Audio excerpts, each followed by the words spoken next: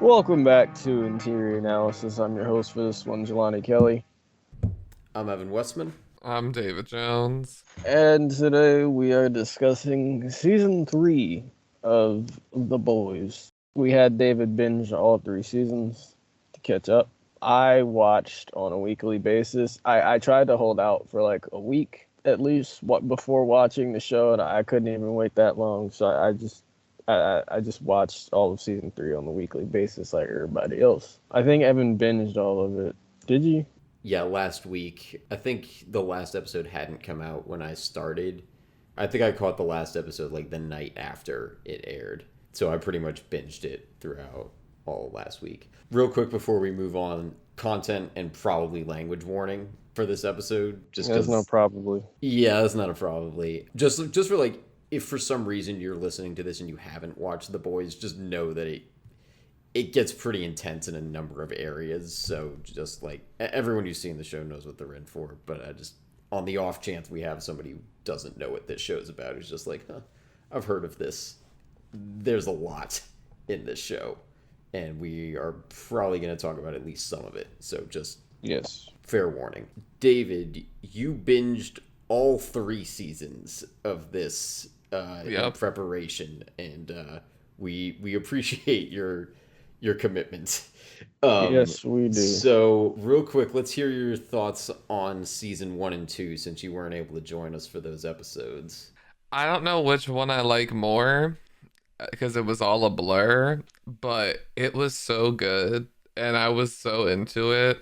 And I had no idea. I knew like people had told me, especially because we had done Invincible and people had said like there's like similarities between the two. So I had like a kind of an idea, and I've always heard like the cold pitch of just like imagine if like the superheroes were in like the real world, but I didn't realize how crazy it's gonna get. And like the pilot is the perfect example for how crazy the show's gonna go. Like it really lets you know, like if you're not on board with it by the pilot, even within like the first 3 minutes of the pilot, then you're probably not gonna get down with the show. My biggest takeaway was how much I missed and loved having like a villain, and just like a really good villain who was just a villain. And I like Homelander was that for me. Any scene with Homelander, I don't care what anybody says, Homelander owns this show. Any scene with him in it, you're just like eyes are on him. You need to, because you never know what he's gonna do. It gave me very like season 4 Joffrey vibes before they killed him. Like people were just like so on edge, like what is he gonna do? And I just felt that same vibe watching it. I think I like season 2 a little more. Rip Margaret Stillwell. But I think I like the Stormfront stuff a little more. I don't know. I loved the season 2 finale. Mwah. Yeah. Delicious. It was fantastic. Everything about that finale was amazing. I don't want to get into season 3 yet, but I don't think it held up. I agreed with that note Evan had. The season 2 finale, everything about it was just like, it's just beautiful. Okay, here's a little controversial opinion. I don't like Huey and Starlight together. Huey and Annie. I don't think they're a good match. I'm not mad at that personally. Like I don't I'm know if it was fine with them as a controversial. couple.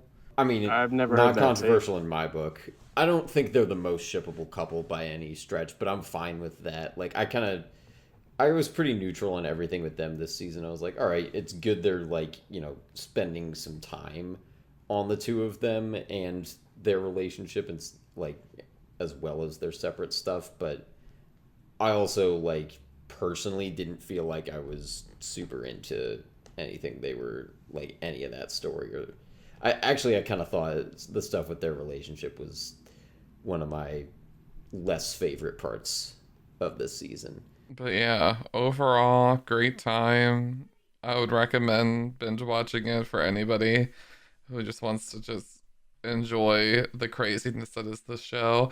I wish, well, actually, I don't know if I wish that people had told me how crazy it was beforehand, because I really enjoyed finding out, because it just keeps getting crazier. Like, you're like, it's not gonna get that crazy. And it does get that crazy. Like in the first episode of the 3rd season. Yeah. To be a fly on the wall in that writer's room. They were like, how are we going to start this season off? Wow, amazing. So, Yeah. I'm glad you enjoyed it, David. I'm glad it wasn't a waste of your time, because that was a lot of Yeah, TV to ask you to watch in such a short time. So I appreciate you dedicating the time to watch it. The episode that got me fully hooked was the plane episode in the first I season. knew it was gonna be Yeah, that. The minute Homelander turns like that, I'm like, I'm in. Like, I'm so in. Like, I don't care where the show goes, but I'm in. yep. I just rewatched that scene before we started. I still think it's the best one on the show. So fucking good. Stay back, or I'll laser you. God damn it, I'll laser every single fucking one of you. Anyway, more initial thoughts. David, anything else you wanted to add? Evan, you could start throwing yours in there as well for this season, at least. David, why don't you go first? For this season, my initial reaction, it was interesting. I was curious going into it how we were going to deal with Butcher, especially because Becca was gone, and we know that they had made the promise to watch over Ryan, but like what was really going to drive Butcher, because Becca was such a driving force for him in the first two seasons. And I feel like they did like an okay job at it. I don't think it's perfect. I think they kind of honestly forgot a little bit about the CIA lady, Madeline. I think she should have played a bigger role. I feel like she's Mallory always... or Stillwell. No, isn't her name, is it Mallory, the one with the grandkids? Is her name Mallory? Yeah, Mallory. Okay.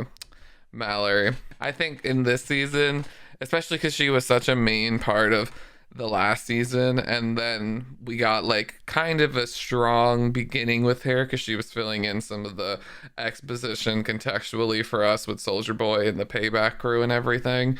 And I thought we would have got a little bit more there, and maybe that would have satisfied, at least for the finale for me. I don't know. For a show that usually, I mean, there's only, I guess, say only 3 seasons, but 3 seasons can be a lot. For a show that has had 2 really strong finales, I think this finale just felt a little like womp womp. I don't know.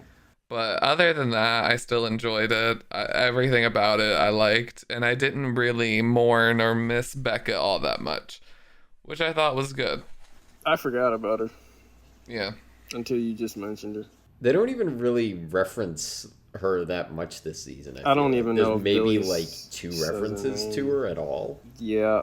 Like not even like Ryan doesn't even really talk about her that like there's a couple scenes, but that's about the most we get. Yeah. And even like when Butcher is trapped in like his dream and he's like going through his stages of guilt, none of that. There's no memory with Becca. It's all Lenny. So it's like, I guess everything with Becca is just resolved. Or they just don't feel like going further with it, I guess. Definitely second you on the finale, David. Like, I don't think this finale was bad, but yeah, compared to season 2, definitely not as good. But I did like the episode, like each episode better this season than I might be able to say this is my favorite season of this show. Not by a ton, but it might be. I'm still holding out for a chicken noodle or a lentil or a tomato or a French onion or something where they make a joke about soups. Please do it by until this show gets canceled, I'm going to keep asking for that because it's really the only thing I want. Once again, I did not care one bit about anything Frenchie did. I want him out of the show. He's not like the worst character. Like my jaw was on the floor when I read that note. I was like, wow. No, it's not. It's not that I don't like him as a character. It's just literally everything they give him to do it just feels so extraneous, and I have to every single time he's doing something, I'm like, I have to try to remind myself, like, what are we doing with this? And sometimes I just give up and I'm like, all right, whatever, I guess we gotta get through this. Like the whole thing where him and Kamiko were like, oh, let's go somewhere, we're like, yes, please go to where Marseille, have a happy ending. I want that for you guys, and then we can just get rid of all of your needless side quests. I'd like Kamiko to stick around, though. She's cool. But, yeah. Evan doesn't like French people. I knew you guys were going to say that. Well, he's Russian.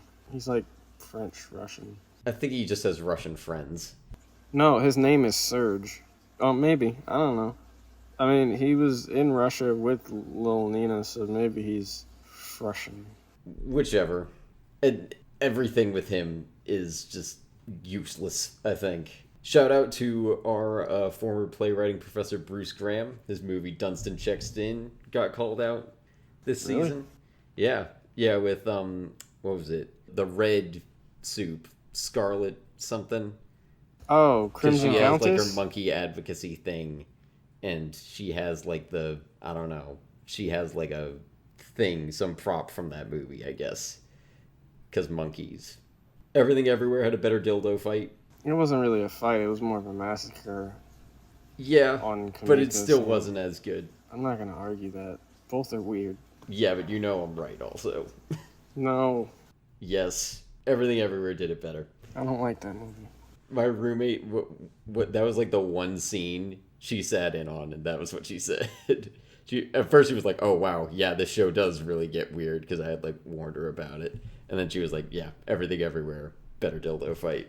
I loved the final scene with MM and his daughter. That was one of my favorite moments of this season. His ex is just, they're not writing her well. But she's really, really dumb because she's with Todd. And Did Todd she come up in earlier seasons? Because I don't remember her showing up. Yeah. Or his daughter. Were either of them? I'm pretty sure they were in season 2 with Lamplighter. Okay, I don't remember anything with them if they did come up. Because I think MM was out of the story for like a couple episodes or something. Yeah, they were in another season. Yeah. Because they go to the house, like the safe house, and she's like, "I told you Oh, never to do yeah, this again, and- never come see me again. You put Janine in danger." Yeah. Todd is... He's like, "I'm so sorry, baby." They literally make him say every line like so intensely. Butcher, He's like just I'm never done. casual. This is not what I signed up for, Butcher. He's like, and every season it's the same thing. He's like, by episode 3 or 4, he's like, "Butcher, you came knocking at my door. I didn't want this, okay? I'm not gonna deal with your bullshit anymore." And I'm like, well, here we are. I'm sure you're gonna not deal with it in season 4 too. Probably. I feel like he like gargles gravel before each take. Anyway, you're continue with your reactions. So broader stuff. This show I feel like is trying to just do so much. It's balancing a ton of characters. I'll get into this more. I think it's maybe biting off a little more social commentary than it can really chew. Not that I'm mad that it does that. I think it's maybe just trying to do too much and in areas that it's not well equipped to. But the characters thing, I think, is gonna potentially be an issue in later seasons if they don't like do something about that. They did kill off quite a few characters. That might mitigate some of that. But I could feel it kind of stretching itself thin. That said, there's also a lot of like excess stuff that I think we could get rid of. Frenchie's plot lines being the first to go, of course. But I feel like I think part of why that comes up, and it's not just that, it's a lot of stuff with like, it felt like it took a long time for the boys to get to Russia and find Soldier Boy. Like that felt like it took just such a long time. And I wonder if this show would be was like better. episode 3, right? Maybe. Yeah. I feel like it might have been 4 or 5. I could be wrong. But I feel like there's enough extra stuff that I wonder if this show would be better if the seasons were 6 episodes. It happened in earlier seasons too, where there's just like stuff that is not really compelling and just feels like it's checking boxes to get us somewhere. And I'm always just kind of hoping that where it gets us is satisfying. So make it like Disney length, Disney show length, 6 episodes an hour. I just think giving them a little less space to work with would make them work more efficiently, because there's like You just there's want nothing. less Frenchie stuff. I'm not denying that I want less of it. Just like, again, we can keep him around. Just give him something interesting to like. Literally everything that he does feels like it's just some plot device to get us somewhere, or not even that. Like, some of what he did this season was just some extra side quest. And there's just, like, especially, I like, agree, this season I wanted especially. so much more Maeve. If this is going to be her last season, and I think that it might, like, we really should have gotten some more Maeve instead That's true. of, like, the bullshit We had a whole with... dance number. Yeah, I'm not mad that we have that scene, but everything with like him and little Nina and not Jennifer Lawrence that shows up for 2 scenes that he apparently has some history with, like, Oh, Sherry? yeah, I kept forgetting it. Like they kept mentioning her, and I was like, is that Not why? Jennifer Why do we care Lawrence. about her? Remind me why we care about her. And I don't know that there's actually really much there for us to be invested in. I would have been so much more here for more Maeve. I did like her ending though, especially because it's one of the few like actually heroic moments in I the know she show. died. I thought she did too, and I would have. But I'm glad that she's maybe gonna get a happy ending, and that she lost her powers. Like that's probably the closest thing to a happy ending that this show is gonna give us. For anybody. Yeah, I kind of wonder if Dominique McElligott just wants out of the show because of how little of her there was, and but they couldn't just write her out of it. If that's the case, like I think this is a decent ending. But if this is the last we're gonna see of Maeve, we should have gotten more of her. I heard she lives in Ireland, so it's difficult for them to Yeah, shoot and I don't know her. how they're like. I don't think they can really bring her back very much if she doesn't have powers. Like, what is she gonna do? Like, there's some history. Maybe she'll like cameo or like show up for 1 or 2 episodes next season. I'd be okay with that, but I'd kind of like them to just let her be, especially because the world apparently thinks she's dead. So they really don't need to do anything else with her anymore if they don't want. The only thing Ashley did that wasn't shitty this season. Oh my god, that line when he said, Ashley, take off your wig, that was hysterical. I started like wheezing.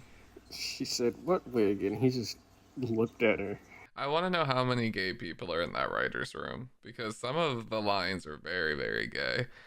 And take that wig off is one of them. Why? What? How? It's like a expression. Like if you're wigless or if you lost your wig, it's like you're gagged. Like you're Okay. shook. I mean, I'm pretty sure Homelander doesn't know about that. Whoever's writing them does. Maybe. And that's how I need to figure out who it is. Because he also could read. Like he'll read somebody down and you're just like, I don't know if a straight person can write this. Okay.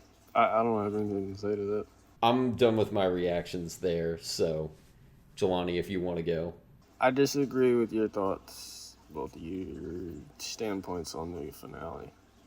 But before that, to those that say nothing happened this season, because I have seen that take, let me give you a list of significant changes to the series by the end of season 3.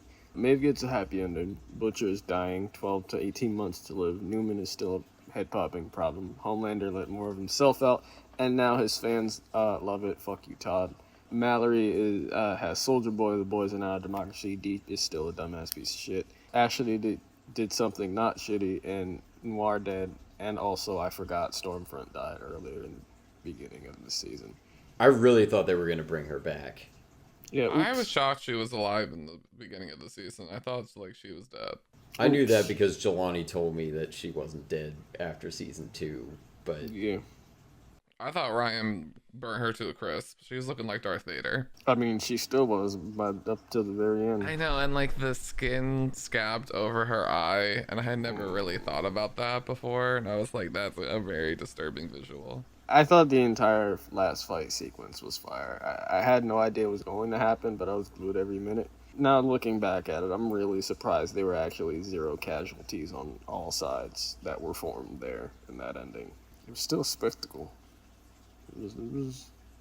I liked It the was. finale. It was just confusing because, like, one of the things that I've always, one of the things in the past 2 weeks of this binge watch of The Boys that I've really enjoyed about this show is it's like, at least the first 2 seasons, it's pretty ruthless and it's pretty smart how it's going to use its characters. Like, when a character really has no more use to the story, they pretty much just kill them and they don't really wait. And I've Except always really Frenchie. liked.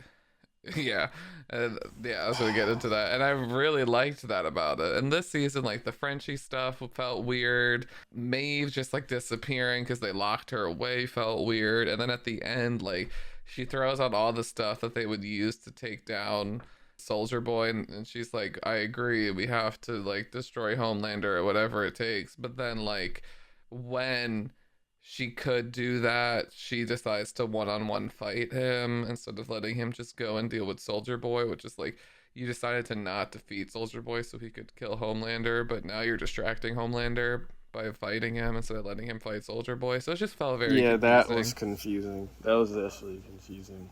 And the other thing with that too, because earlier in the season they teased like it seemed like there was either going to be a big team up against Homelander or a big team up against Soldier Boy. And I was hoping for either of those. I was hoping more for a team up against Homelander, but I was okay with either one. They did both, technically speaking. They did both, but they also kind of didn't. Like, they sort of delivered on it, but especially that last fight, it was just like... Yeah, well, that did have one, but it was only a 3-on-1. I was kind of hoping for more. Like when Starlight started recruiting people, I was like, oh hell yeah, let's like build this up for the rest of the season and then have the showdown. And that ended up getting thrown out the window pretty fast after he kills Supersonic. Remember when she had her big moment with the lights flickering on and Huey was helping her, and then all she did was like pretty much put a flashlight in Soldier Boy's eye and then fall to the ground. Yeah, I thought about that too. Like she spent all that energy and it just pushed him, and then she fell to the ground and was like, oh, like drained. And I'm just like, okay, well, that wasn't the best. Yeah, well, she's also kind of outclassed in that fight because it's like the 3 strongest soups, and she seems like she's on the upper tier, but definitely not at their level. Yeah, and like it's been exploited before in the like I think it was the second season. Like Starlight's very good in cities and industrialized areas where electricity is flowing. Like get her into a rural area, get her into some fields. She has nothing. Like season 2. Yeah, that's exactly what. That is a good point though, David, because she probably had way more energy at her disposal there, and it's not really utilized. That's why it just blew my mind that like they really showed her charging and it just pushed him, like maybe pushed him like 10 feet back. Like I don't even think he like fell on his back or anything. Like, he was still on his feet. She just like fell to her knees. Like it was like too much. She was like, that was everything I could do, guys. Meanwhile, like Maeve's eyes gouged out because she decided to be annoying. Yeah, I was really like, I felt bad for. I don't like saying this. I felt bad for Homelander when Maeve was trying to distract him or whatever she was doing. I was just like, yo, let him fight Soldier Boy. I want to see Homelander and Butcher fight Soldier Boy. He's like, not now, Maeve. He was like, she said, I don't have anything better to do, or I don't have a different objective, or whatever she said. I was just like, God damn it. I know, take like the quiet kid in the board game strat and just let the 2 loud people fight each other while you like get all the resources and win or whatever. Yeah. And they seems like they're doing that. Like they have the whole laser eye thing where Butcher's hitting him with his laser eyes in the shield, and then Homelander does it too.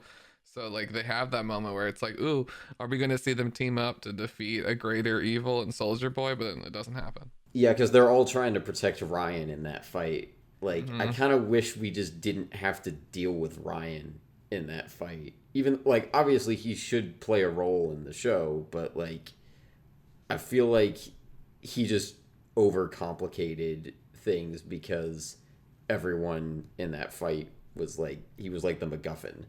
Yeah, Soldier Boy.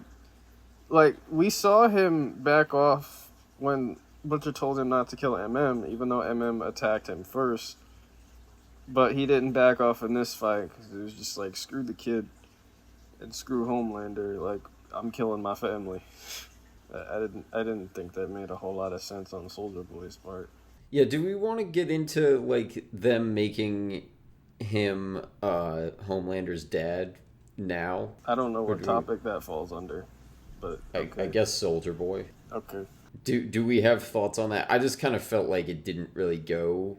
It didn't feel like it mattered that much, but I'd be down to hear counter arguments. I mean, I feel like the way they use it at the end of the episode, they wanted it to be like this huge, amazing, jaw-dropping cliffhanger that's just gonna have you at the edge of your seat. But like, I kind of already wondered, like, because they had set up the lore with Payback and stuff in the other earlier seasons in Soldier Boy, I was like, So like, are any of these soups related to those soups? And then when that came out, it was like, oh, okay.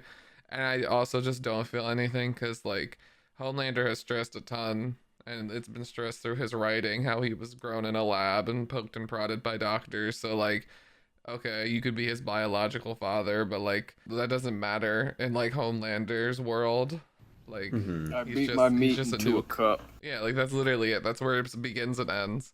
I was also wondering, on a just side note with something that you said, I was wondering if maybe they were going to reveal that Black Noir just was a like somebody that kept getting replaced, because I was like, they could very easily do that with him since he never speaks and you never see his face. Like, they could have just been replacing him several times throughout the years, but I guess it's the same dude from day one. They got clapped. How did we Yes. feel about that like Disney animation with the stuttering like chipmunk squirrel when he's talking to get like his memories back and everything, all his trauma that he forgot with everything with Soldier Boy? It was okay. It was definitely out of the blue, I think. But Very out of the they had hinted at it in earlier seasons. There was that one scene where Noir is like, you think he's taunting the boy, but he's trying to comfort the boy with like the stuffed bear or whatever. 'Cause Oh he had yeah, just early killed- season 2, I think, right? Yeah, he had just killed like the boy's parents or I don't something or other.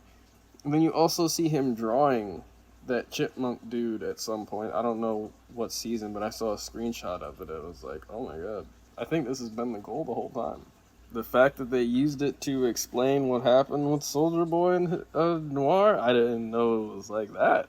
Like that. I thought he just got his face burned, not beaten and then burned, and then he lost brains. And then ending it with them saying bye to him and the chipmunk saying he's going to see Christ the Lord. It was strange to say the least. I'm really shocked they just killed him off without even. He never even confronted Soldier Boy. Like, they were building that up. That was the whole reason Noir left in the first place. He didn't want to come face to face with him, and then he never did. I think maybe that was another unsatisfying thing. I hadn't like consciously clocked that, but I think maybe that was part of why this finale wasn't as good, at least in my book. No, I agree with you. I think so too.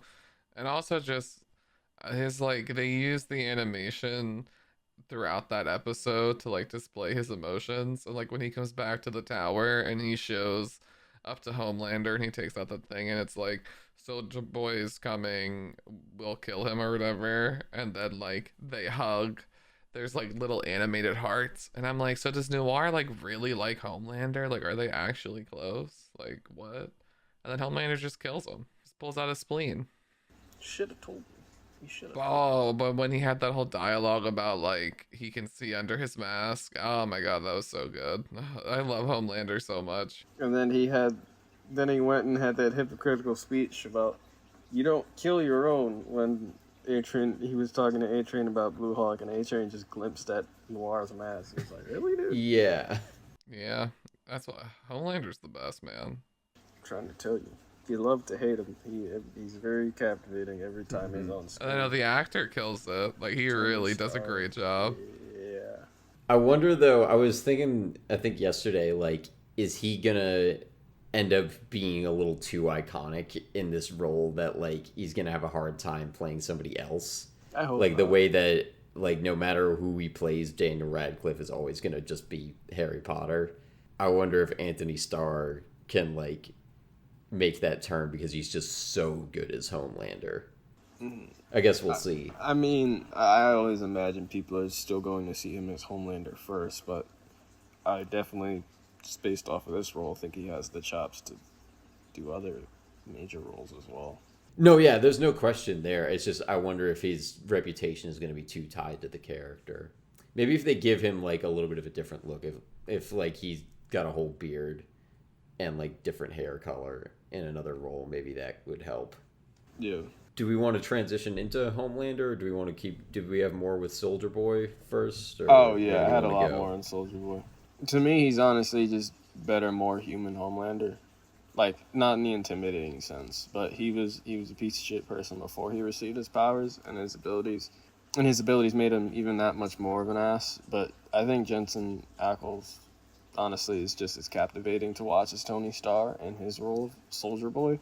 Not for the intimidating, never know what he'll do in this scene isms, but because you expect him to stay one note, the one note asshole the whole time. And we see cracks in his personality almost immediately. There was a Reddit post that was titled "Small Things We See Soldier Boy Do That Set Him Apart from Homelander and Stormfront." Shout out to U/A-Jasminator. He wears normal clothes. You see him sleep. He works well with the team when he's fighting Butcher and Huey. With Butcher and Huey at Herogasm. He starred in Goofy in-universe vignettes. He's expressed remorse. He has genuine conversations with non-soups. He's backed off when told to, like I said before, at Herogasm, even though MM attacked first, Butcher told him to back off, and he did.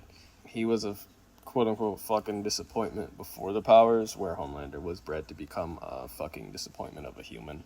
I think his normalcy makes him more interesting to me because it makes me believe he can be redeemed at some point if he chooses to be redeemed, like A-Train.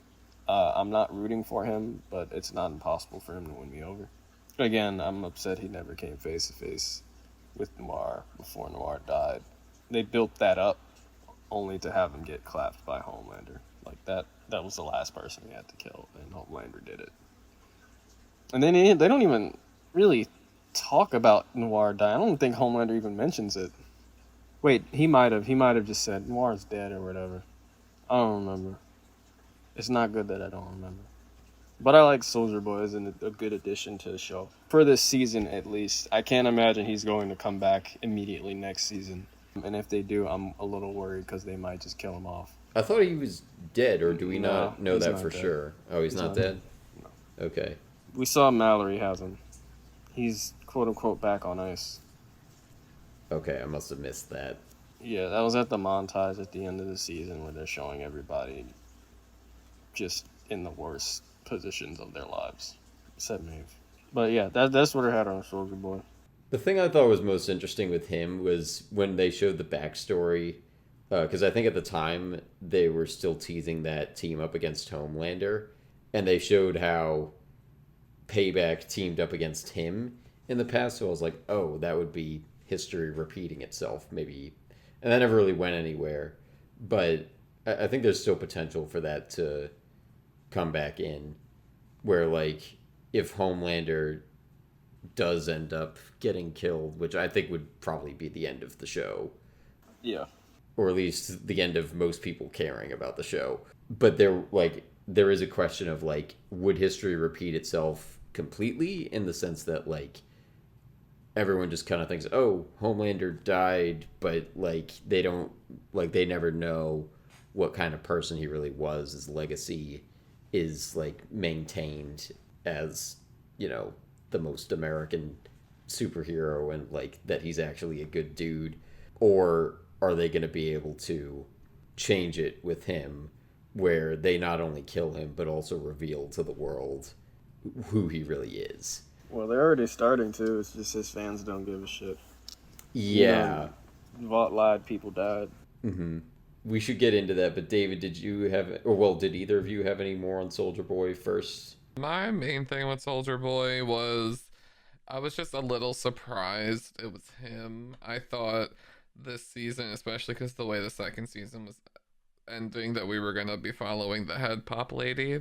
But that seems to be the setup for next season as well. So maybe in season 4 we're going to see that confrontation. But yeah, Soldier Boy, it felt very, by the end of it, like, here is your Chekhov's gun, and we're going to pull him out in the last season, and he's going to be the reason why we're able to kill Homelander. And he never quite went off in that sense. No, a little bit. I don't think we ever saw his full potential in that way. Oh, Homelander or Soldier Boy? Soldier Boy. Oh, yeah. I think we kind of do with, I still can't remember her name, the red soup that he used to... Oh, Crimson Countess. That one, yes. I wanted to say Scarlet something, but yes, her. I mean, the similarities. Exactly, right. she is the Scarlet Witch. Yeah. Yeah. I think we did kind of see it with her, and I guess sort of earlier with Kamiko too. I guess we'll have to see if they're gonna do more with him. Do we want to move into Homelander? Or Yeah. Homeland. One of you can start. Well, my main question with this, and I'm gonna turn it around as a question to you, Jelani. David, feel free to answer this as well. But the entire season, I was waiting to see if he was gonna like, fully snap, and we kind of half got him like going full sociopath this season, but they kind of only went halfway with it. So I want to know how you guys feel, and especially you, Jelani, about how they kind of like let him show his true self, but also like the public's not really freaking out. They're largely accepting it. Obviously, there's some division, but namely, like the first time I was wondering if it was gonna like really go nuts was I think it's the end of episode 2 when he does that speech. I think it's on the reality show, and it ends the episode there, and I was like, oh shit, is this gonna like change everything? And then it turns out, oh, actually people are kind of getting on board.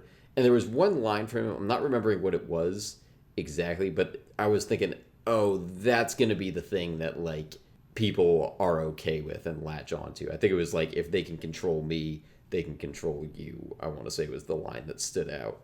Oof. So they had that, and it was like big, like Homelander just being himself. But then it also kind of blows over in a way. Like, it's not a small thing, but it's certainly not like the world seeing him for the sociopath that he is. And then the very final moment where he lasers the dude, and I think it's still good. Like they're still doing something very purposeful. I'm not mad that they're like not having people be horrified by him, but I do wonder what that means for the show. So like, Jelani, for you, how did you feel about them like kind of letting him go all out, but also still kind of holding him back this season? I'm satisfied with how much they're letting the real him eke out. At the end of season 2, the deadness in his eyes, biting his tongue as he stood next to Starlight and Maeve, was the biggest tease they could have given, so I'm glad they at least partially delivered on him cracking. The fact he called out Maeve and Starlight's bluff this season about releasing the tape and would pull a spoiler, but comic accurate move, I think was realistically handled, at least for now. Feel he could still do this with or without the tape there. Honestly, that might be next. Actually considering his people support his killing of the guy at the end. Well, I bet there's going to be backlash from that come season 4, but yeah, it is leaving us with he's getting support. Yeah, and Amazon made a meme out of that face he made where he was just like shocked and confused and then starts smiling. Like, huh, I totally planned for this. Yeah. He's still the most captivating captivating character in the show to watch, in my opinion. So, I was satisfied with what they did. They better continue to deliver, and he better come out more and more until full sociopath. They might be doing the slow burn thing, which I really hope they don't do, because I'm still waiting for him to just fully snap. And more people see that side of him. I think more and more characters are getting to see that side of him, which I'm also satisfied with, but I need the world to see it. All of it. Yeah, I think I said something to this effect when we covered season 2, but I think the moment that he like publicly goes full sociopath, that's gonna start the timer for when this show has to end. Like, I don't think it can continue, probably not for more than like a season and a half after that happens. Maybe 2 seasons if they really stretch it, but I think it should probably only be 1. Yeah. But it kind of seems like they're trying to have it both ways because the show is so popular. Like, it seems like they want to keep extending it, but I hope what they do is end of season 4, he snaps, goes apeshit, and then season 5 is like Homelander as a public villain, and they like try to bring him down, I guess. That would be my hope. We'll have to see if they keep trying to like toe the line like they did this season. Mm-hmm. David, how did you feel about it? I agree with like everything Jelani said. And like, yeah, I feel like a lot of the show and a lot of the captivating parts of the show come from, oh my god, like, is this going to be the scene where he just burns down New York? Is this going to be the scene? Is it now? And you just constantly kind of want it to be that moment. And I think this season dealt with it okay. I wasn't like super impressed. I thought the whole like not daughter but kind of daughter of Edgar being the congresswoman turned VP and like usurping her like adopted father and that being the way that Homelander gets to power was a little convoluted and confusing, and I was like, okay, we could have done this, I feel like, a little bit cleaner, and it could have been a little bit more intense. I feel like they lost a lot of suspense there if just for the way they did it, but it made enough sense for the character. So by the time Homelander does pop off and kill the dude at the end, he has enough rallying people that they're like, woohoo, that's rad, yeah, fuck the system, anarchy. But I think like my ideal would be like season 4 would be people seeing how terrible that can go and how he doesn't care about anybody, and that includes them. And then season 5 be like the all-out world versus Homelander. Yeah. I did think that they got rid of Stan Edgar a little too early with it, because I think I made a note in like the first couple episodes that like Stan Edgar is like the only thing really keeping Homelander in check. As soon as he's out of the picture, that's when Homelander is like really all powerful. And I kind of wish they had waited a little longer to get rid of him. But I did love the meeting between Homelander and Stan Edgar right after like Homelander takes full control, where Stan Edgar's like, even in defeat, he's like, yeah, you beat me, but guess what? Joke's on you. Now you have no one to hide behind. I was like, oh yes. Yep. That's like, he could still be influential. I really hope they bring him back, because he's one of the best characters in the show, if not the best. And one of their strongest actors, so like, oh yeah, the material. But he's like the only one who can match Homelander in any way. I don't know if they can really do that anymore, because now he doesn't have his like weight to throw around at Vought, because that was kind of the only thing keeping him like on that level. So I don't know if they can like bring him back up to that, but I would love to see more of him if we can somehow. I agree. I thought for a lot of reasons they got rid of him too soon. Also, props to that young actor that portrayed the younger version of Edgar. He had his speech pattern down. Yeah. I always think that's so impressive. Young Mallory and young Edgar, they did a great job.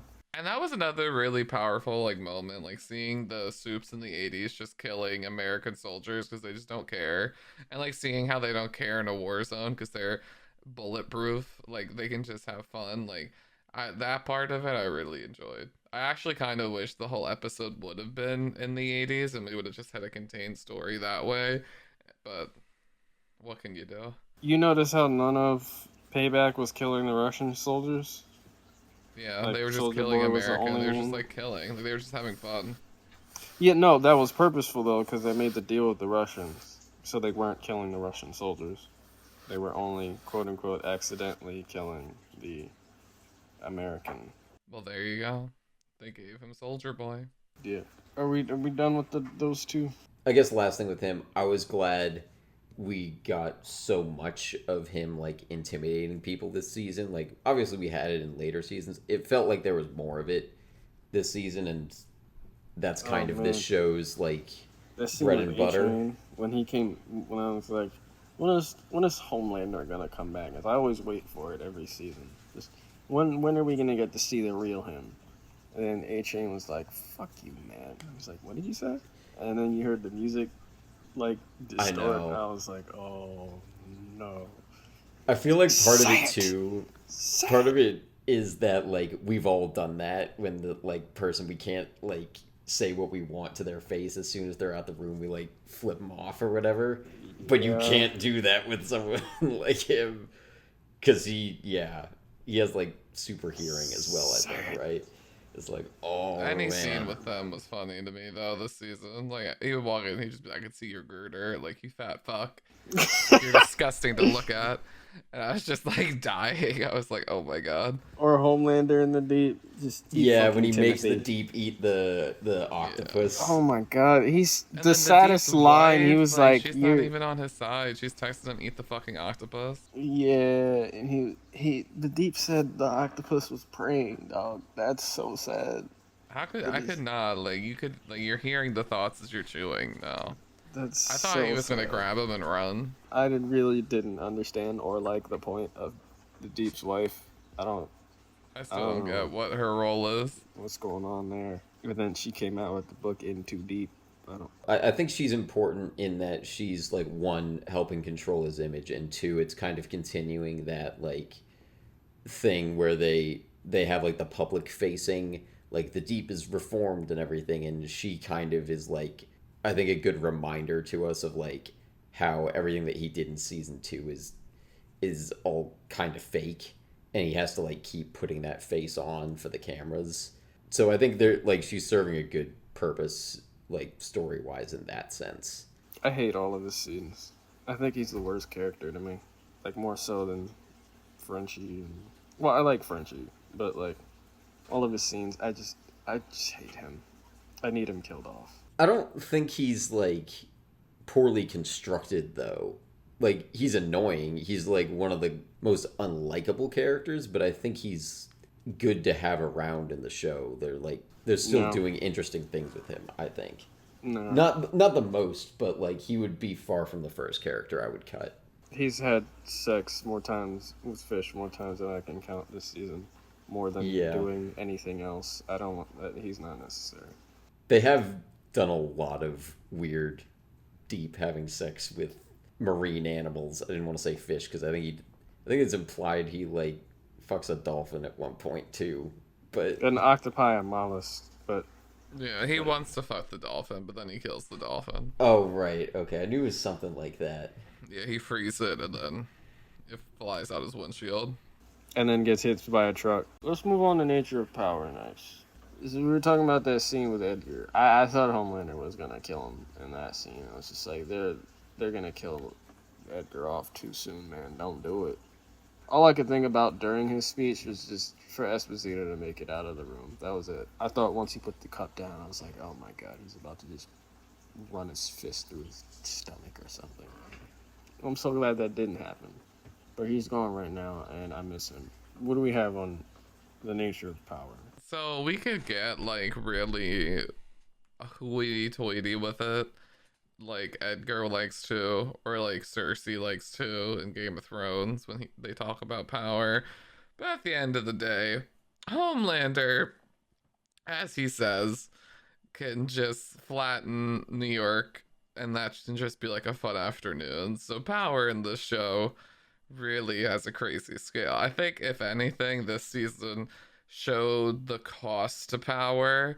You saw what can happen to soups when they lose it. You saw what can happen to normal people when they take temporary V and try to attain a different level of power.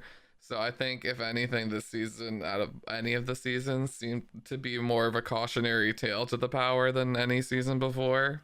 Mm-hmm.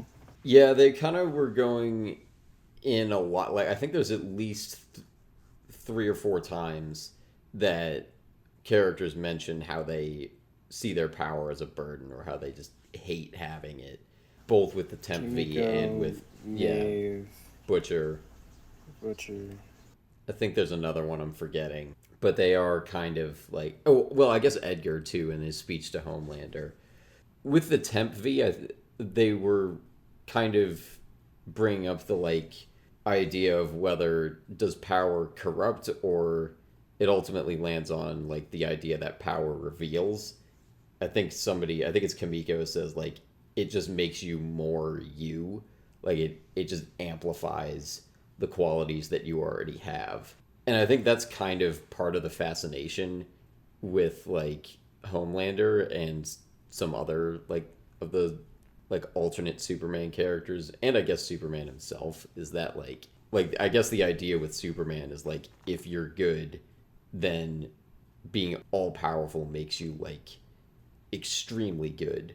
Or with Hancock, it's like if you're just sullen and depressed, then having powers just means that you like bump into buildings and like wreck entire highways instead of just like falling asleep in an alley or something. And then with Homelander, we have like, and these characters, we see like some of their qualities amplified this season. So that was like just another thing that it felt like they were pushing a lot this season. I don't know if they're going to do more with it. I don't know if they need to.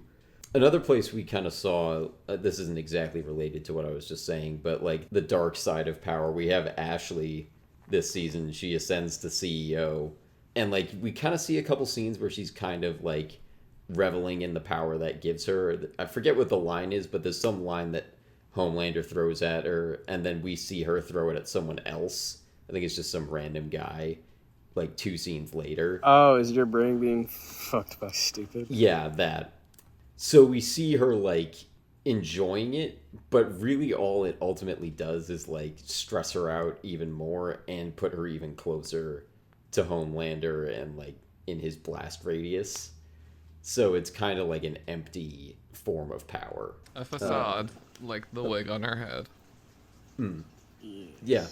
I agree with the season isn't showing powers like all it's cracked up to be. It's more of a burden than anything. Anyone who has abilities in this show, especially this season, is a target, bargaining chip, or dying because of it. Or stripped of it. Don't gain power, people. It's a lot. I think it was also showing that even with physical power or quote-unquote political power, like you were saying about Ashley, you can still be powerless. Or there was power being stripped, like Newman not even trying to head pop Homelander. In that scene, he was choking her. Kimiko getting beaten up without her powers, all Francie was forced to watch. So I also wonder, like, since you brought up that scene with Newman, like, so I just wanted to make sure because I was watching it in a blur. So like, she was playing it down just to keep that secret because he doesn't know she's the head popper, and she wants to keep that leverage. No, I think he knows. I think he said it to her. I thought he referenced it somehow in that scene. I think he told her to try it. Okay. I need to rewatch that then. Because I was like, why isn't she popping his head? Yeah, no, I think he dared her to try it. So can he stop it? I wonder. I kind of feel like no, because I think she's anonymous enough in like her identity as the head popper that if she could do it, she would have done it by now. Unless maybe she's just waiting and like trying to use that to gain political clout like she's doing. So I guess there's a motivation for her not doing it yet, but I kind of feel like she can't. I'll take that. It'll be interesting to see, though. I'd like to at least see her try. Like, if she's ultimately gonna die, I want to see what her best effort is against him. Because now with Soldier Boy gone, I wonder if she's actually, like, the biggest threat to Homelander. Newman used head pop on Homelander. It didn't have any effect. I guess we gotta call in Pikachu, then. I don't think Pikachu would do anything to Homelander, Evan. That's just my guess. We shall see. So what you're saying is we need Raichu. We need the guy with all of the Pokemon. Nobody said that, Evan. Mew can beat Homelander. Probably. And now I have all of the Pokemon. Thanos can beat Homelander. That would be interesting to see. I guess he probably could, but I wonder if maybe that would be a fair fight. Probably Homelander versus Captain Marvel would be a better fight. Captain Marvel. We've seen him. He can scrap, against people evenly matched with him, but people more just straight up stronger than him. He's getting washed by Captain Marvel. Okay. Like he's still relying on his strength and all of that. Like it's like Superman fighting Batman. I hate using this analogy, but it is like Superman fighting Batman. If Superman was just stripped of all of his abilities, Batman's winning because Batman has technique and all that training.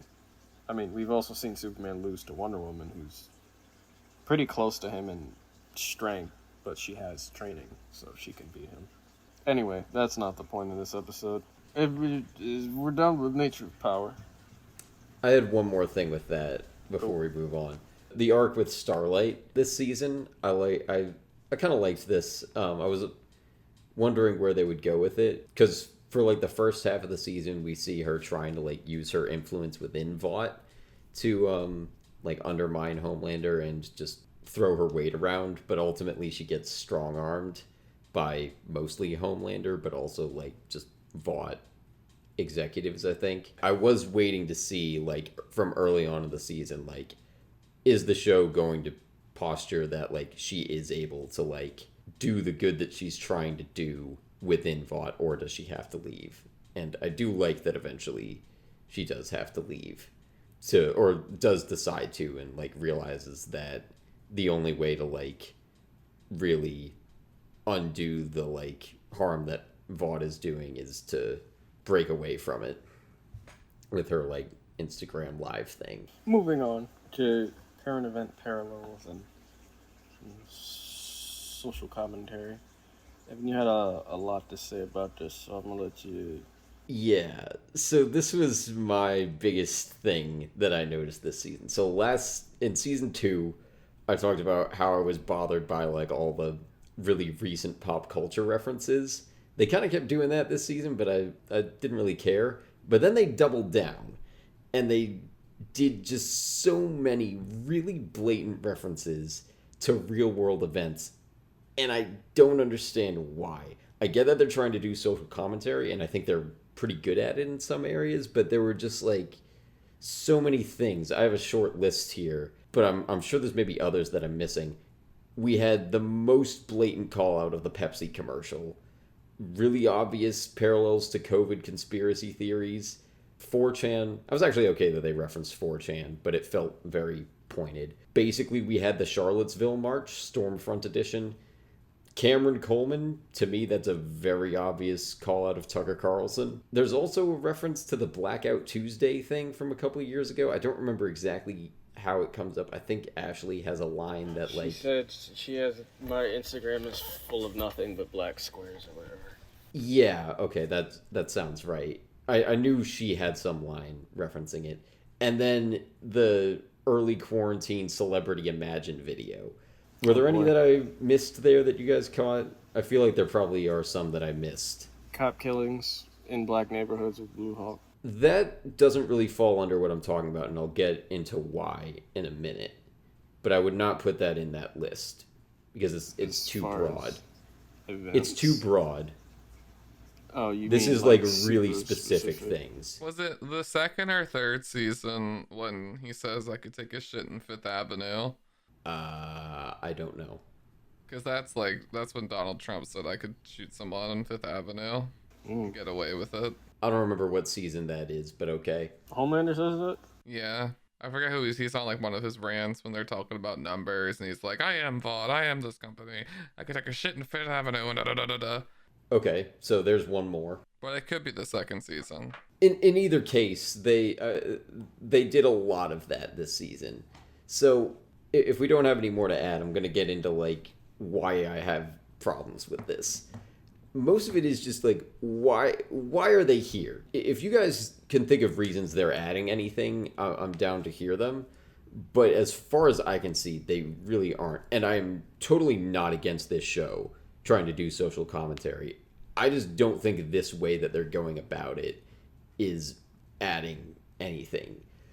And I'm trying to figure out what the line is between what feels like, you know, they're just trying to comment on the real world and what is crossing the line into this is like referencing the real world way too heavily. The line from Ashley with the black squares feels like it's the closest to that line, I think, because I think the first half of the line is Black Lives Matter is my favorite hashtag. That one feels like it's okay. Like, I think it totally checks out that Black Lives Matter is still a movement that happens in this universe. But then the black squares thing came from a very specific moment in the real world. So it feels weird that they're referencing that here. Like, that just, it feels like it's breaking the world. Same with the Pepsi commercial feels like it's close to the line as well. Like, and I'm more okay with that one than some of the others because that at least has is like a character moment for A-Train where he's like trying to do like a lean in woke ad.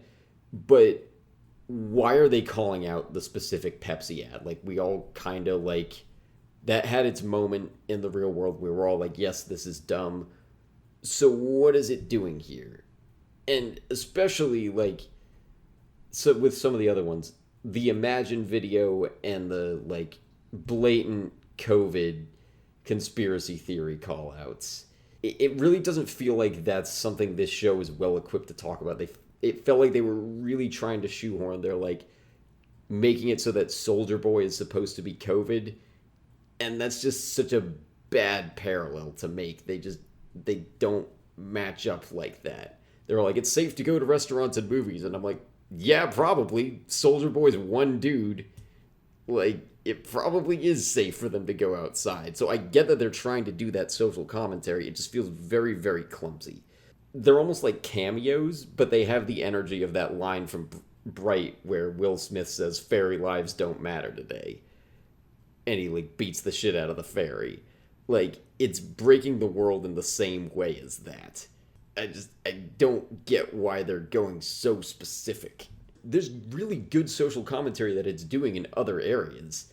Why are they trying to do this? I don't get it. Do you guys have theories or like I other don't, points? because I agree. I think it's this like their strongest social commentaries are the ones that aren't so overt. Like when Homelander kills the guy, it really rings true to the Trump statement. And I was just reading an article, and the writer, Kirk, whatever, he even said like that was the inspiration when writing the scene.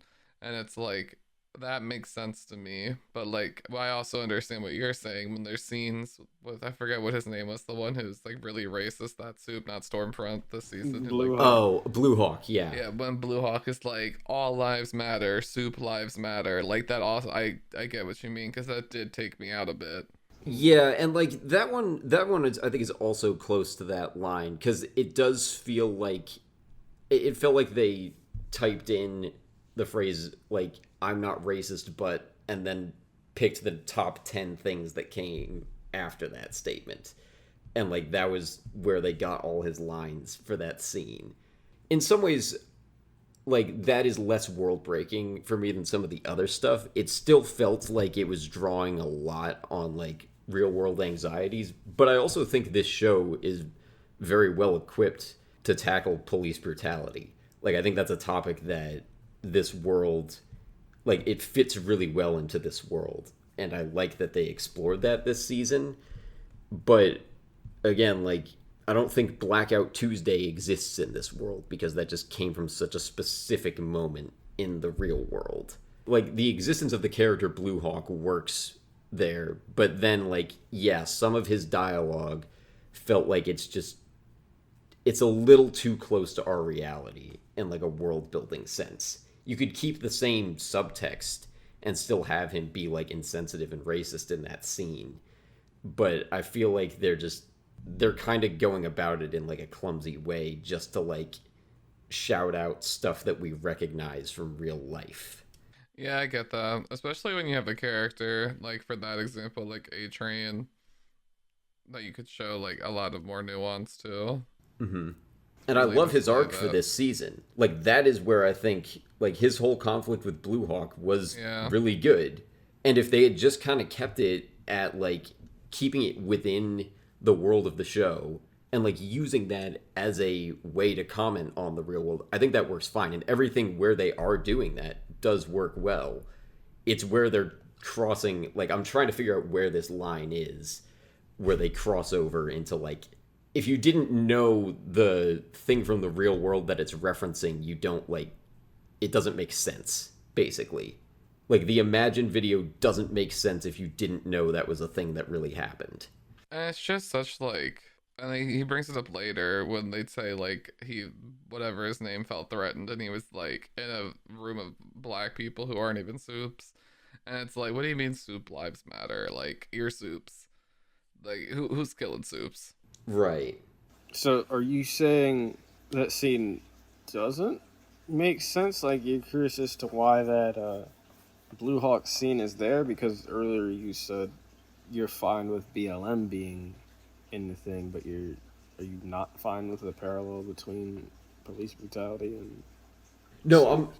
I'm totally fine with that parallel. It's just where they're like, it's where they're overly referencing stuff that is too specific. Because here's the thing, like police brutality and the Black Lives Matter movement, that's like a large trend that's happening in the real world. So I think because it's broader, that just works better for this show to like comment on it. It's trying to have social commentary for the real world, and that's like a big same with like the Me Too movement, that they like the commentary they did with that mostly in season 1. Mm-hmm. That's a large, chronic, broad issue that it's commenting on. So that all works fine. Like I was saying, most of the stuff that they do with Blue Hawk feels like it works really well and doesn't break the world at all. Like the fact that he's like over policing this black neighborhood, that works. And like even like that scene where he attacks all the people in the town hall meeting or wherever that was, most of that scene pretty much works. It just feels like they're trying to go a little too hard with like giving him talking points that are just like things that like conservative newscasters say in the real world. Like if they didn't stack all of those phrases up one on top of the other, if they just included like a couple of them and then made like the rest of them subtext, just in a world building sense, that would just feel more grounded. Instead, it feels like it's trying to call out like just phrases that we hear every day. I feel like it would have been more effective commentary if they like made it more subtext, I guess. I disagree. I'm fine with it the way it is. I think it works better if it's called out to the forefront, like it was, because it's blatantly showing the parallels to this world as far as the conservative commentary goes. And if you've seen some of the comments I've seen about the show, they're still too dumb to get it. Like, as blatant as this is, I saw a comment that there was a post about a comment that said he was agreeing with Blue Hawk until he started attacking people. And I was like, so he was agreeing with like all the points that he was yes, saying. yes. Yeah, The that you're supposed to be laughing at him for. Yeah, the blatant parallels to this world. What do you say? All lives matter, super lives matter, all of that. So I think it something as big as that needed to be. I don't think it needed to be subtext for this. I get that point. That's a very valid point. That's fair enough. I didn't realize there were reactions like that happening. Yeah. So I guess that's a fair counterpoint. Moving to a slightly different example, do you think the Imagine video, does that not work for you, or does it break the world? It doesn't break the world for me. It was goofy as hell. It's like, okay, I know what this is referencing. I think some of it is just there to just for the audience to point at and be like, oh hey, I know that reference, and then for them to move on. Honestly, right? It's like a cameo. Yeah. Mm-hmm. Yeah, 100%. Honestly, the part that broke the third season the most for me was when Frenchie and Kimiko were in the hospital, and then they're watching that movie, and then she just starts like singing and dancing. They go and they have like a Glee moment, and it's all in her head. And I was just like, why this turned to Glee? I was like, I literally was like, what's happening? I really hated it. I hated everything about it. Yeah. That was a full. It felt longer than it was. I don't even know. I don't even want to give a number to how long that scene was, and compared to how long it felt. But I didn't. I just kept waiting for something to go like horribly wrong during that song. I was like, there's no way they're gonna do this without like building it up to like the most horrific death scene or something. Remember how they played off Frenchie's just him standing up because he was being compared to a loyal dog this whole season, and whoever has the collar, it controls him. And then he finally stood up to somebody that had the collar on him for a long time. And then he was just like, yeah, we get it. We heard you, man. How did that play? All of Frenchie stuff this season, I wasn't that big of a fan, and that I also didn't like. I didn't understand the whole resolution. Even like fighting, when he was fighting with her about it, and he was like, she was right. I have always been a dog my whole life. Just the person pulling the least changes. And she's like using like ASL to tell him he's an asshole. And I'm just like, what? Like, I'm confused. What happened to the boys that I used to know and love? 1 week ago for you, yeah. Honestly, 48 hours before that moment. I don't think it needed to be in there. I don't think you needed Frenchie's whole fake character arc that they didn't really earn. I like him as a character. It's like Evan said. They're not doing nothing. And I like Kimiko as a character. She's kicking ass. She has her ass kicking scenes. And then Frenchie's just like, it is time for me to do drugs. I can't. No, I'm doing it. That's not a French accent. I don't know what that was. Kimiko also has like such a unique identity within the show of like just what kind of a soup she is and like her history. I definitely want to keep her around, but they do just they're just plot devices basically. Especially Frenchie. They at least give some time to like give Kimiko character moments that feel like they matter. I think they try to give Frenchie character moments, but they all just fall very flat. If they're not going to do anything interesting with them, that's why I want them off the show. Is like, if they're going to do something interesting, then okay, but they just never do. Yeah, there's a lot of talking with them, and then them getting their ass kicked by normal people, and then right. Well, that was the thing. Like they were like nothing they did felt like it actually had an impact on like anything else. It felt like a whole separate thing. Yeah. And Mem, on the other hand, he has some stuff this season. I'm really glad he hit Todd. Todd needs to die. Yeah, I liked his conflict with Todd. I also was glad he got to like take some kind of revenge on Soldier Boy at the end. Like he got to be part of the team up against him.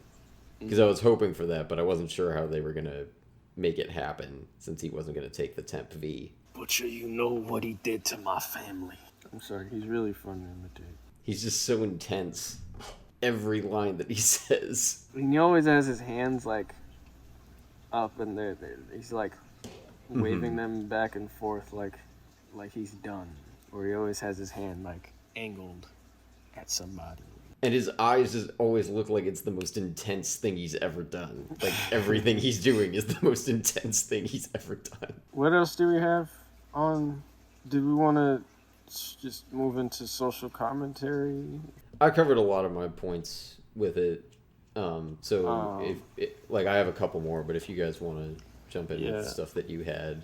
I was going to go back to A-Train for a second. I really thought they killed him. Giving him Blue Hawk's heart is so much worse than killing him off. And seeing him basically die only to come back to see his brother pissed off at getting revenge for himself adds to it.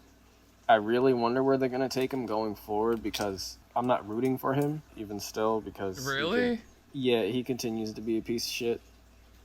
Like, he's gotten me. I'm on A-Trains. I'm on the A-Train. He continues to be a piece of shit. Like, even after people have called him out, like Starlight and Ashley, of all people, have called him out for just being a piece of shit and pushing people away, he still doesn't get it. If he gets redeemed by the end, cool. If he doesn't, I don't. I just wonder where they're going to go with him. Jesse T. Usher, the actor, was upset during a Q&A when somebody asked him why A-Train is such a piece of shit. And he said something along the lines of, come on, man, give my boy a chance. I'm just like... And then after that, I saw him rat out Supersonic, and I was like, yeah, no, I'm not giving him a chance, bruh. Your character's just not a good person. I think they're setting up for a good redemption arc with him, though, and I really hope they continue that. Because I think one of the best things that this show does in terms of social commentary is calling out, like, corporate performative wokeness. Mm-hmm. Mostly with, like... Oh, God, his suit change. His suit change, yeah. Well, he was kind of, like, the biggest vehicle for it this season, but they've done a lot with it in the earlier two. We had the whole Brave Maeve thing from season 2, that they kind of like. There were some like little Easter eggs of that. Did you guys that catch continued. that when they at the finale when at the newscast they still called her a lesbian? Oh yeah. Yeah. I saw that. I was like, oh my god, Yeah. bot news. I like that they also had the black marketing guy there. I don't know if he has a name there for just for genuine reactions to everything just cringy A-Train was doing, quote unquote, for the culture. Yeah. His And whole then- pitch, and then the game, and she said the game about the slave trade. Oh my god! Like, oh my god, that's so funny. And I was so confused. So like, does he not have a penis? No, remember he went to that. I think it was Butcher took Huey to this, and it was like a recovery thing for people that had been in relationships. Oh yeah, he and fucked the soup and it got too cold and it froze fell off. Yeah. Yeah. Wait, the broke guy off. from marketing? Yeah, it snapped off. I've totally And forgotten. he was about like, that. "That's the price to pay to spend a moment with a god." And they look at him like, "You're insane." I'm vaguely remembering that moment. I didn't realize it was that character. Yeah, it's the same guy. And then A-Train just roasted him by telling him, "You don't have a dick," as a black woman walked by, and I was just like, "Damn, dude, you are the worst." Not the worst. I still think the Deep is the worst character in the show, but he's. I did not realize he that just line keeps- was literal. Yeah, no. It was very literal. A-Train he just keeps fucking up, and I'm just like, dude, I want to root for him. I'll say that. I want to root for him, but I just can't right now, man. I get that. I did like the way he killed Blue Hawk, though, because that was, Awesome. I don't want to say an homage. It was very cool to look at. It was like the Cabal fatality from Mortal Kombat 11. But I think it was more of a reference, I guess, for lack of a better term, to the way black people would get killed by white people in the South back in the day, getting dragged by horses in the street until they died. So A-Train got some justice there. I think it was definitely intentional by the writers, their part. I don't know if A-Train did it intentionally. I think he was just like, I'm going to run so fast I kill him. I did like that. And then they brought him back with the guy who, oof.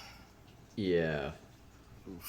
Well, I really hope they continue it because the whole first half of the season and everything that we've seen with him before, he's like always acting selfishly, just worrying about his image, like everything he did. I know I hate it on the Pepsi ad, but like I'm less mad at that like world breaking thing because it at least like I think it shouldn't have been exactly the Pepsi ad, but like him doing one of those like performative wokeness ads, like that really made sense for like where he was at then. And then in the last couple episodes we see like real remorse from him and like true reflection. I definitely wasn't expecting him to apologize at Herogasm. That was crazy.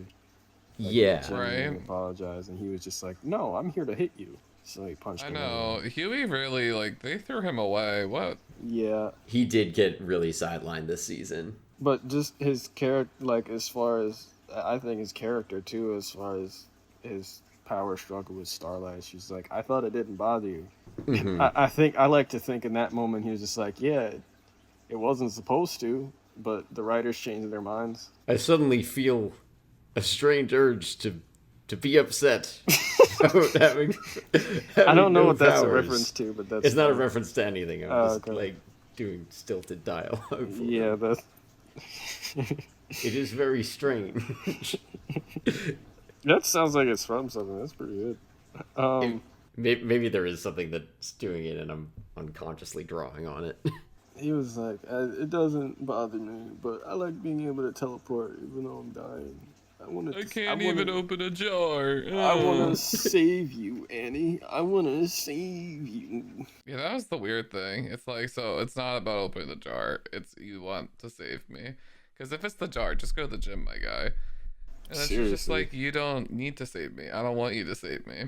Yeah, it felt kind of inconsistent. I think they were trying to do something like thematic with it. And I sort of like where it ended up where he's like reflecting that his dad like really was strong even though he didn't like project as strong. It still wasn't, we could have done without it. It wasn't like the worst thing, but yeah. There was a lot of dude butts this season.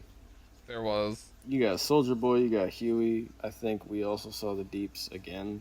that guy who can like jump Ant into your dudes. mind. Was he naked? Yeah, because Huey teleports him. Oh, okay. Oh yeah. Homelander. Homelander. And the ant Yeah, dude the guy at the and his season 3, episode 1. We saw more than ass, and we saw the inside of it. Yep. Oh yeah. Yep. As soon as that scene started, I was like, oh man, this is gonna get fucked up. And then I was like, oh wow, even more fucked up than I thought it would. Okay. Yeah, that was. They were I've starting never off seen anything strong like that. this season with like the shock value stuff. And they kept it going. I do think this show goes a little over the top with some of the shock value things. I'm fine I'm with not it. super grossed out with it most of the time, but I don't need it either. It just feels like, whoa, we're going extreme, guys. It gets people talking on Twitter though. No, for sure. Like I get why. I'm not super here for the like shock value stuff. They were hyping up Herogasm. Mm-hmm. I saw like, that trending for a bit. For a week, and that wasn't even like the most. Like season 3, episode 1 was way more shocking in my opinion. Like Herogasm was pretty tame. And they started off the episode with the big disclaimer and everything. Yeah, they had been hyping that up for the entire week, and then I think it was to get people to watch for the fight at the end of it, because of all of those practical effects they used. Which I think was worth it. I mean, I wasn't watching for Herogasm. I would say I rewatched that episode for that fight, because that fight was stellar. And Homelander's snarls as he tried to get out of the headlock or whatever pinning position they put him in. It was great. As soon as he flies away too, like, I was just like, oh shit, that's the best chance they're ever gonna have. Yeah. To kill him too. Like, there's no way they're never gonna get him in a corner like that again. Yep. Did we have anything else on social commentary? I think I got through all my notes with it. I had 2 notes. Back to the current parallel thing. My guess with... Oh, this was to answer your question earlier about all of the things you mentioned. My guess was to placing those in the show, those, like, everything you mentioned, the blatant things to real life, is to hold, like, a mirror up to the world. Well, for some of them. I've seen evidence, even calling it out isn't working. Like what I was saying with the Blue Hawk thing and the commenter saying there are actually people out there. I believe Blue Hawk had a point, and were with him until he began assaulting members of the Positive. Yeah, I said that. The Homelander /45 parallels, you know what I'm talking about. And his fans has done well, I think. Wait, what's /45?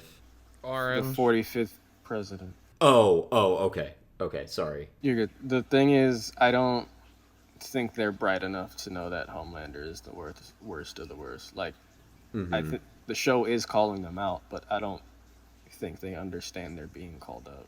Kind of sucks that I don't think it's affecting the people it's targeted towards. I've heard that's true about American History X as well, where, like, that movie is very, very, like, strongly supposed to be coming out against white supremacy, and it's pretty hard to not read it that way, but apparently white supremacists actually really like it because it, like, speaks to their ideology, even though, like, textually it's, like, really, really strongly dismissing it. They don't see that, apparently. I didn't see that, but isn't that the one where Ed Norton curb stomps somebody? Yeah, that scene's one of, like, the only scenes I can't watch it.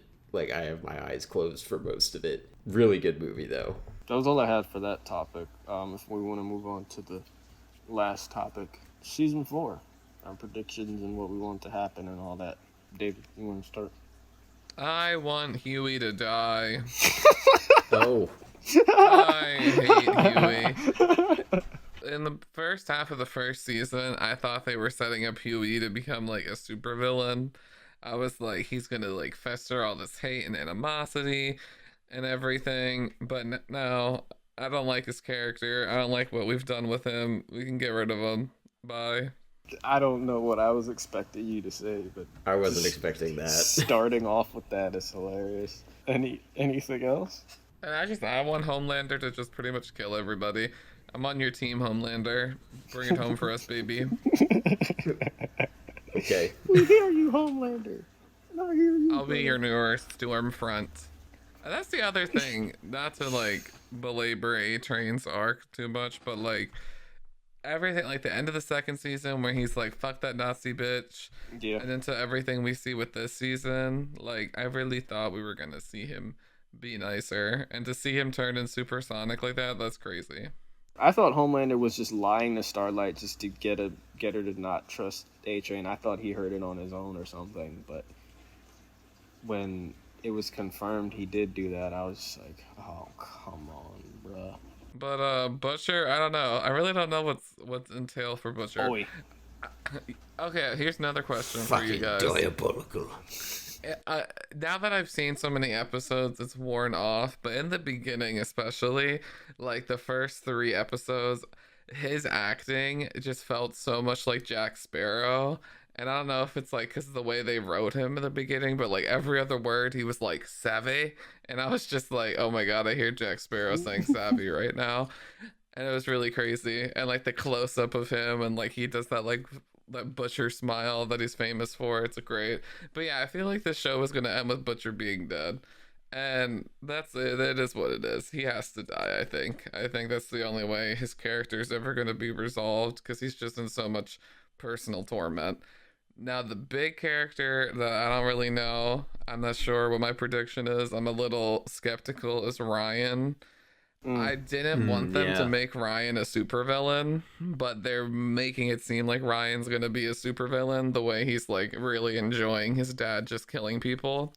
I don't want to see Ryan become like a terrible person. But also, is there a reality where the boys time jumps? I don't know. Or you want that to happen? Are you asking? No, I don't want that, but I can see that. Like 5 years later, and now it's like a different actor, and it's like teenage Ryan against Homelander. He's just a dumb kid.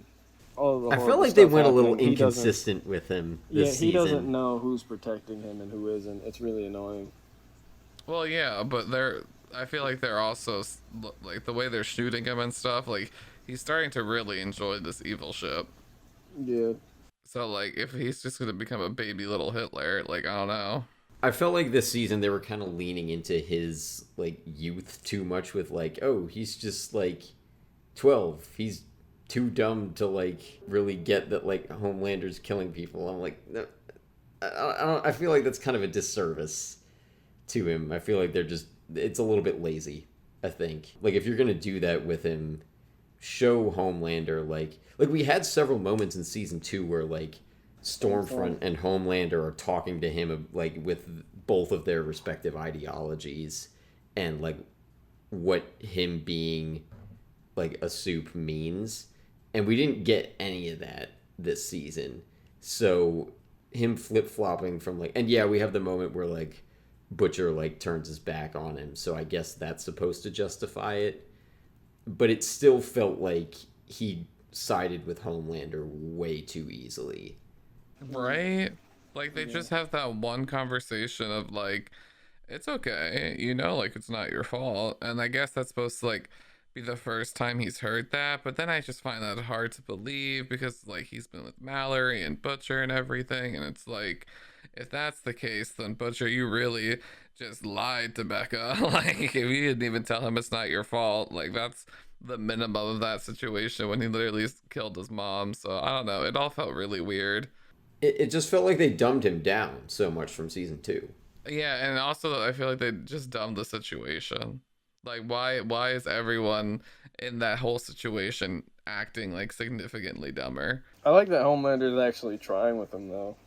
I did, so I was gonna, after this I was gonna bring up, how did like the Homelander dad scenes kind of work? Like, because when he was like kind of empathetic towards him, I actually was very intrigued because we never saw that side of Homelander before. Yeah. And I was like, wow, this is very interesting.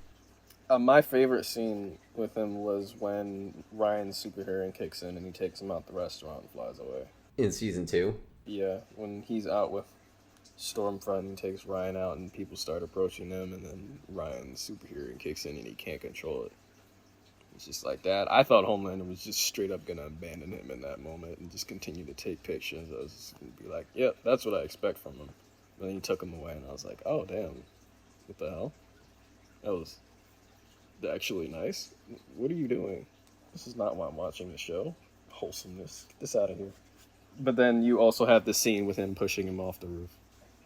Right, but maybe there's some reality where like Butcher and Homelander can be like new wave gay fathers and they raise Ryan, and that's how the story ends. Is the boys. Homelander and Butcher co-parenting sounds incredibly toxic. I mean, Homelander parenting on his own is really toxic, but the two of them together might really compound both of their flaws. I want to see it.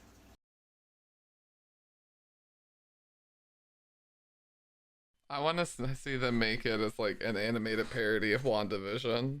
And just have like Homelander like in the apron, everything in the kitchen, just slaving away like a Love Lucy parody.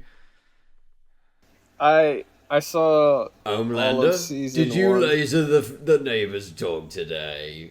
Can Stop. applause. I don't like what you're doing. Sorry. I'm gonna need that to end. Okay. I saw Diabolical season 1, which was the animated like anthology based on The Boys. The last one and there was like a Rick and Morty one where they legit use Justin Roiland in them. Who does he play?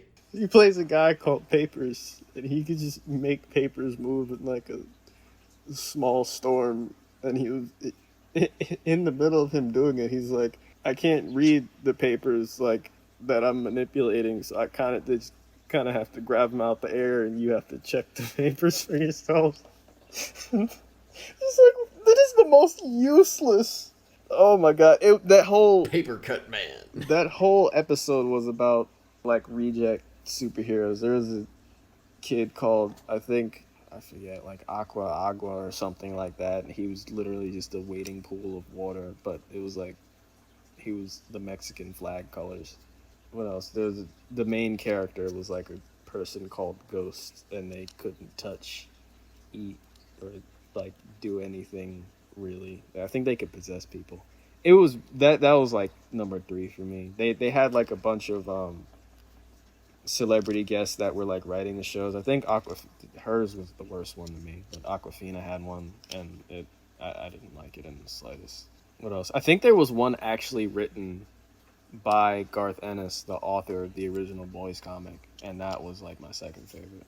It was like comic to animation, like based on how you'd expect the Boys comic to go if it was animated, which I think was the point because it was written by the author. So yeah, it was pretty good. I don't know why I'm mentioning it, but that was a thing. I can imagine at some point they might do a I Love Lucy. It was all anthology parody stuff, so why not Homelander being Lucy? I mean, home is in his name. He's meant to be a house husband. There you go. Anyway, season 4, more A-Train, more Homelander. I doubt they're gonna bring him back soon, but I do hope Soulja Boy comes back. I think until they bury him, it's possible Noir isn't dead. Like, we saw how he got the facial scars and brain damage in the first place, getting his brains beaten out of him.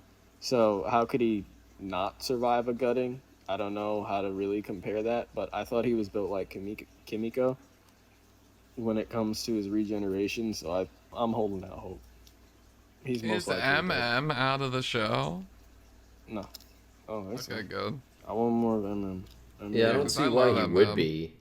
I just wasn't sure, because, like, his whole thing was Soldier Boy, and now that's done, and, like, him and his daughter are good, and, like, it seems like he needs to be at home. As you were saying earlier, though, we'll probably find some way for Butcher to drag him back in. Yeah, I mean, I hope so. I really like MM. He's probably my favorite character. He needs to get back with Monique. Remember how he was treating her off screen in the beginning? Oh my god, the phone calls used to be my favorite thing. Yeah. They used to be my absolute favorite thing. You'd be like, oh, you can't watch the next episode of Downton Abbey, then we can't binge watch together. Champagne, you know how we like to get down.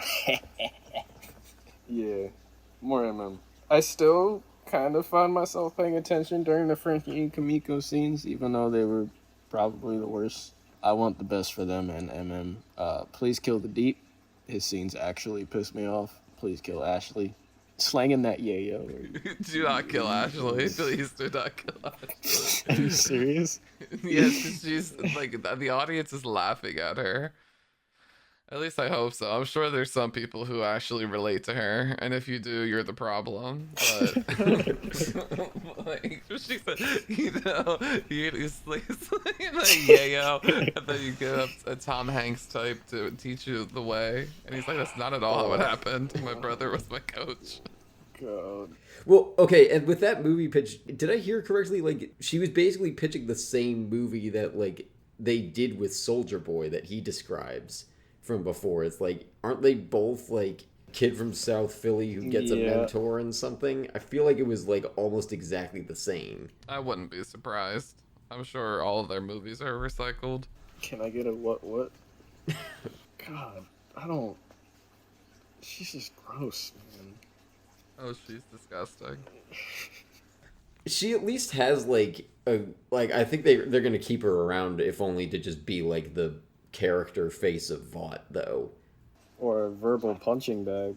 Yeah, you kind of need her for like Vought stuff, I think, because with Stan Edgar gone and Stillwell gone, who else is really there? Her character is as appealing as her real hair in the show.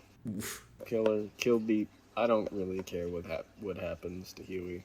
Like when he was talking to Starlight, and he was like, no offense to Jack Quaid, but when he was talking to Starlight, he teleported her away from Herogasm. He was just like, I wanted to save you. I was just like, shut up, man. I don't think your faces looked more punchable than right now. Like I would not have been mad if Starlight just decked him and then went back to the thing. That's all from me. I'd still be down for an actual Soup team up on Homelander at some point. I do want that to happen now that they've teased it. Fingers crossed still for Chicken Noodle to show up finally. No, Evan. It will be a great day when that does happen. If it doesn't, I Soup will of hate the this day? show forever. Even if they did that, like a TV program called Soup of the Day, I'm happy with it. As long as they acknowledge somehow. Please do it. I think they might find a way to keep Butcher around. I don't know if they'll kill him off. Given just how big of a character he is, I wonder if they're going to actually find a way to save him. There's only 3 members of the 7 left. So that to me sounds like we're getting a lot of new faces. Season 4. More Supersonic? Superist Sonic? Got a license to drive. What was his superpower anyway? I don't know, something clapping with his hands. Like, there was a music video released of Supersonic, and he clapped with his hands, and you see, like, a wave of something come out. He was too pure for the show, though, so they killed him. Apparently. Homelander really brought, like, tacos to his, like, orientation. Big oof. Is that it? That's all my predictions. I think that's everything. All right. That has been Season 3 of The Boys. Evan, you want to boil the plate? I'll boil our plate. Our next episode is going to be Troy, which is currently on Netflix. Check out our YouTube channel. We have a new video on the Spider-Man movies. Spider-Man Before the Bite. It's been out for a bit now. Yeah, please watch that. We have our Patreon for $1 a month. Merchandise is on Zazzle. Our logo is by Kelsey Hendry. The show is at INTAnalysis18. I am on Twitter at Ev_Wes. And where are both of you? I'm on Twitter at Jelani T. Kelly, Instagram Jelani T. Kelly, YouTube Based Phoenix. I haven't posted in a while still, but it's up there. I got stuff. I'm not anywhere, so just... David's hiding in Vought Tower. Yep, there it is. On the 99th floor, with the doors closed. Alright, and this has nothing to do with anything else, but because I'm me, I have to mention, as we are recording this, it is July 16th, which makes it 12 years to the day since Inception was released. That's what we're ending on? Oh my god. No, let's have a Spotify question. Oh yeah. Oh yeah, we need a Spotify question. Maybe just Season 4 predictions? Give us your Season 4 predictions. I was gonna ask who the real heroes are. Well, we already know the answer to that. You are the real You heroes. guys! No, you guys aren't the real heroes. I'm the real hero. Because I have all of the Pokemon. I knew for some reason I felt that coming back again. If you're on Spotify, answer this question first. What the hell is that from? Because Evan swears that's a reference. He's been saying I think I finally figured out what I was getting confused with. May. I think it's... Oh, I've been saying it long before that. I think just not to you. Oh my god, that's worse. I think I figured out I was actually getting it confused with the line from Age of Ultron where he goes, "This is what I wanted. All of you against all of me." But for some reason, I thought that stuck in my head as, "And now I have all the Pokemon," which is a more fun line. That's so unsatisfying. That whole story you just told. End the episode. Okay. Oh, man. See you guys later. Bye.